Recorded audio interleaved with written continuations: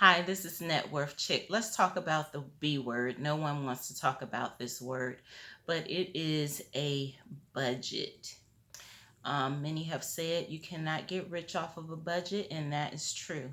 But you can get rich off of being disciplined with your spending habits. So the buzzword that's out there now is, or concept, is velocity banking, and it is real and it works. Um, and in order for velocity banking to work, you must have cash flow. How do you know if you have positive cash flow? And that's when your income exceeds your expenses. The first thing that you need to do is for a whole month, write down everything that you spend. Do a spending journal.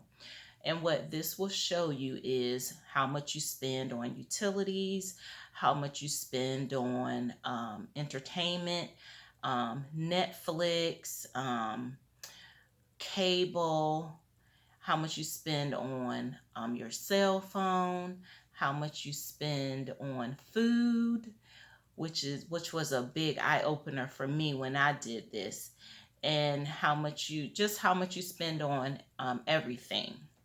So once you do that, you're going to categorize your spending into the different categories. You're going to categorize it into the things that are necessities, which is your mortgage or rent, your utilities, your cell phone, your gas that you spend going back and forth to work, and any maintenance that you did on your car.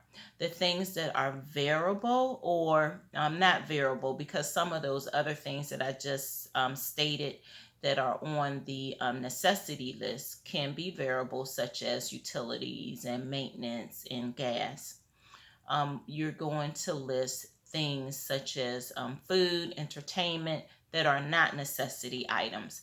And from there, you're going to see if you're spending more than you have an income. And if you are not a candidate for velocity banking, but you still can be. So what you're going to do is you're going to look at that list that are the non-essential items, and basically see what you can cut out. So your spending journal is going to tell you what you're spending and what you're spending on. The next thing you're going to do is you're going to do a budget. And what your budget is going to tell you is how much you can spend in each category every month, every week, and even if you want to break it down to every day, you can do every day. One of the things that I do for myself is I challenge myself. I'm not going to spend any money this week, period. Sometimes I win the challenge and sometimes I don't. But when I do win the challenge, I do something special for myself, like go get a massage. That's something that I like to do, or go get my nails done. Now, my nails is not a necessity, which I used to think that they were.